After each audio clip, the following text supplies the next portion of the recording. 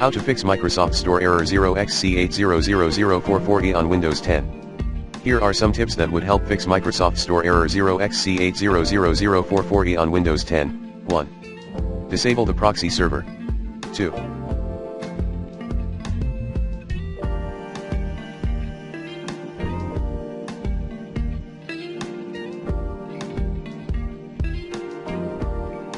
Run Windows Store Apps Troubleshooter. 3. Reset Microsoft Store.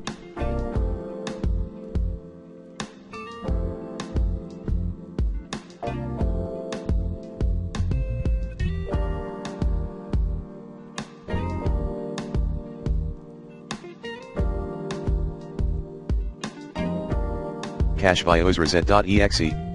4.